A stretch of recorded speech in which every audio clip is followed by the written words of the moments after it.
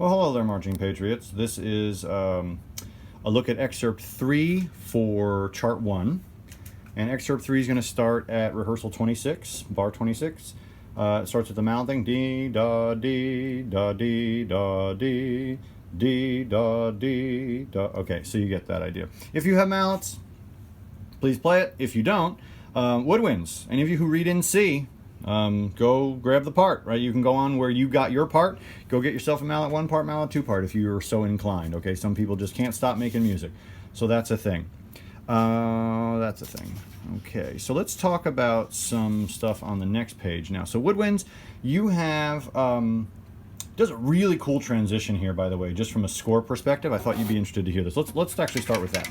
So he does this really cool transition where he takes the band from super duper loud here, right? This is measure 20, 20, 21, 20, 21, 20, 22, 23, right? And then a little percussion, jigga jigga jump, jigga jigga jump, jigga doom. Jigga jigga dum, boom, and then the mallets, dee, da, dee, right? So he takes it down to 26. Musically, he takes it from like the biggest to the smallest in like 4 bars. It's really dramatic, right? Then he starts another transition, which is super cool, in measure 30, right, which is this measure here. In measure, I'm sorry, this is shaking. In measure 30, the woodwinds, short, da, da, long, short, a short, and a short, and a long, short, and a short. And so basically every 8th note for all of you in this section moving forward, and maybe to the end of the piece, all the 8th notes are short. Even if they're marked, even if they're not marked so, you're going to probably play everything pretty light. Okay? The only time he wants you to play long notes in general are when you have the quarters, right? And then tubas, Barry sax is wah, da, dee, da, right? That's measure 32. All right, measure 32. So let's just, I'm sorry it's shaking, guys. Let's just keep in mind, we want staccatos, legatos, and staccatos, right? So da, dee, a long, short, a short, and a long, short, and a short, and a short, right? So woodwinds, keep that in mind as you go throughout this, right? Because you play this lick lots of times, just in little, often in smaller bites, okay? And then the transition that I was talking about earlier goes from the percussion being very small, right? The percussion section just being mallets and then a little wind chime thing. And then snare drums just on the rim at piano while the woodwinds are doing their thing, right? Then bring in the quints at piano 2 bars later, and then bring in the tuba and the Barry sax short. All this stuff is long, right? Wah, da, da. There's a little syncopated thing going on here in the baritone. Bum, bum, bum, bum. Right, this is a syncopation where beat 2 and beat 4 are the syncopated beats, right? So these guys are on the beat, these guys are quote unquote off the beat, okay? Sometimes syncopation can occur with 8th notes where it's on the and, but also in larger rhythms like this. This right here, folks, right here between my 2 second fingers there, or 3rd fingers, I don't want to say middle finger, but you know what I meant. That's syncopated. That's perfectly, see how that's tied across the bar line? That's like really classic syncopation. That's what it looks like. Anyhow, the tubas come in, bum, bum, bum, bum, bump, bump, bump, bump, and then he brings in the snare drum. So all of a sudden, it goes from this like light, soft mallet thing, woodwind floaty thing, soft percussion thing, and then all of a sudden we're back in the military. Jump, chicka jump, chicka jump, chicka jump, right? And that in the percussion. And that is juxtaposed to the woodwinds who have both short and long, have short and long, and then the brass who all play long, right? Everything you guys do, except tubas and Barry sax.